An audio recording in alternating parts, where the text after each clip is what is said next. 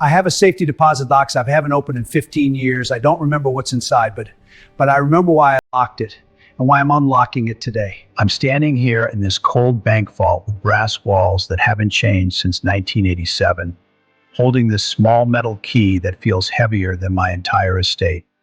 And I'm thinking about how we all have boxes we hide from ourselves, compartments we seal away because the contents are too painful to face, too raw to process, too honest to acknowledge in the light of our daily pretending.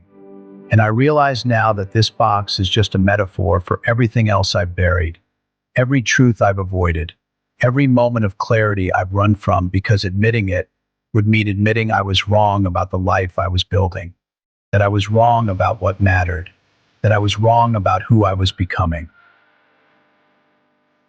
I'm 67 years old. I have 3 houses, 2 cars, and enough money to retire 3 times I'm over. I have a view of the ocean from my bedroom window, a wine collection that would make sommeliers weep, and a calendar so empty that the silence echoes. But you know what? I cry sometimes. I cry in my car in the grocery store parking lot. I cry when I hear songs from 1989. I cry when I see fathers teaching sons to throw baseballs in the park across from my penthouse. Not because I don't have enough, but because I wasted my 20s chasing the wrong things. Because I traded presence for performance. Because I substituted accumulation for connection. Because I believed the lie that someday I would arrive at a destination called enough, and everything would finally feel complete. And those years, those irreplaceable, unrepeatable, precious years, they never come back. They don't send postcards. They don't offer refunds. They simply disappear into the rearview mirror while you're busy adjusting the GPS for a destination that doesn't exist. Today, I'm going to tell you the 3 mistakes that destroyed my youth. And I'm not calling them lessons because that would imply I learned them gracefully. I'm calling them mistakes because that's what they were. Ugly, painful, expensive mistakes that cost me everything that actually matters. So listen carefully because you still have time. You still have the one thing I can never recover. You still have the chance to choose differently than I did. Mistake number 1.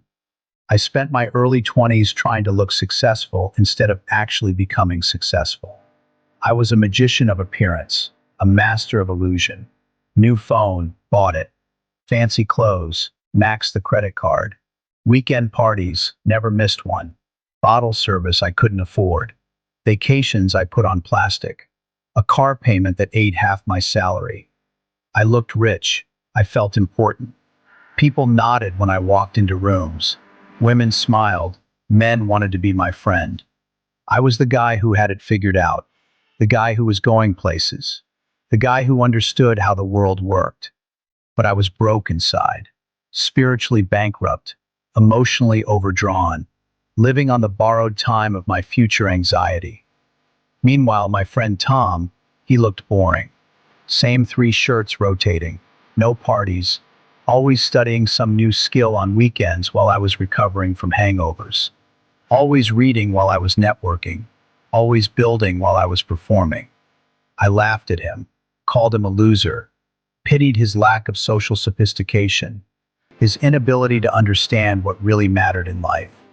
Fast forward 10 years, Tom started his own company, sold it for 8 figures, married his college sweetheart, has 2 kids who actually want to spend time with him. I was still paying off debts, still trying to look successful, still performing a life I wasn't actually living. Same age, completely different lives. Here's the truth nobody tells you. In your 20s, nobody cares about your phone or your shoes. They're too busy worrying about their own. But in your 30s, everybody cares about your skills, your character, your reliability, your capacity to create value. Build those first, the fancy stuff can wait. The fancy stuff can always wait, but your capacity to contribute, to solve problems, to build something real, that has an expiration date on its ease of acquisition. Mistake number 2. I kept toxic friends because I was scared of being alone. Jason said my business ideas were stupid, mocked me for dreaming, made sure I knew my place in the hierarchy of his insecurity. Mike convinced me to call in sick for just one day, 47 times, each time eroding my work ethic, my reputation, my self-respect, until showing up became optional and my career became collateral damage. And Alex, he took $500 and disappeared. Not a lot of money in the grand scheme, but the trust he took with it was worth so much more. But I stayed. Why? Because I thought friends were forever. Because I thought loyalty meant endurance. Because I thought leaving them meant I failed at relationships. Because I was terrified that without them I would be nothing, no one, invisible. So I stayed, and they slowly drained my ambition, my money, and my confidence, like vampires who didn't even know they were feeding. It took me until 35 to realize, standing in a therapist's office with tears streaming down my face, that real friends push you up, not pull you down. That love isn't supposed to diminish you. That if you have to shrink yourself to fit in a group, it's not friendship, it's a cage.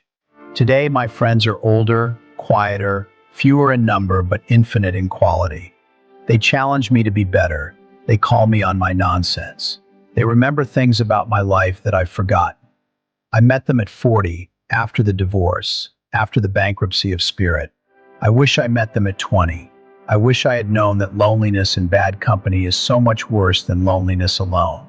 Mistake number 3, the big one, the one that cost me everything. I lived in the magical land of later, that seductive, dangerous, deceptive kingdom where everything important waits for a more convenient time. I'll start exercising later. I'll learn that skill later. I'll fix my habits later. I'll call my parents later. I'll tell her I love her later. I'll be present later. I'll deal with my trauma later. I had dreams, big dreams, dreams that could have changed everything. But every day I told myself tomorrow, next week, next year. I'm still young, right? I have time. Time is infinite. Time is free. Time is something that happens to other people who aren't as busy as I am. At 29, the doctor told me I had diabetes, the preventable kind, the kind that comes from ignoring your body while you build your empire. At 30, my father died, and I never had that deep conversation I kept postponing. The one where I asked him about his fears, his regrets, his hopes for me that went beyond achievement. The one where I said thank you for the sacrifices I was too young to understand. At 32, the job I wanted, the one that would have changed everything, required a skill I planned to learn for 5 years. A skill I never started because later kept getting in the way. I had time. I wasted it. I had health. I ignored it. I had people who loved me. I was too busy performing busyness to notice them. Later became never. And never hurts more than failure. Never sits with you at 3 a.m. Never shows up in your dreams. Never sends you letters of forgiveness. You think you have time, you don't? No, not unlimited, not guaranteed, not with the people who matter. Every later is a theft from your future self, a robbery committed with the weapon of your own delusion. So here I am, 67, successful by most measures, by every metric that can be deposited in a bank. But I could have been here at 40. I could have had 27 more years with my father. I could have watched my children grow up instead of sending checks to make up for absence. I could have known what it feels like to be loved for who I am, rather than what I provide. If you're watching this, that means you still have your 20s or your teens or your 30s or even your 40s or 50s. Whatever age you are, start now, not tomorrow, not Monday, not when things calm down. Now, this minute, this hour, this day. Pick one mistake you're making, just one. You don't have to fix everything. You just have to start. Fix it this week. Make the call. End the friendship. Start the skill. Have the conversation. Be present for 1 hour without your phone. Your future self is begging you, screaming across the decades. Please don't do what I did. Please don't become me. And if you want to know the 4th mistake, the one that almost cost me everything, including my will to live, subscribe. I'll tell you in the next video. Don't let your later become my too late. Don't let your safety deposit box stay locked for 15 years. Don't let your life become something you have to bury to survive. Open it now. Whatever it is, open it now.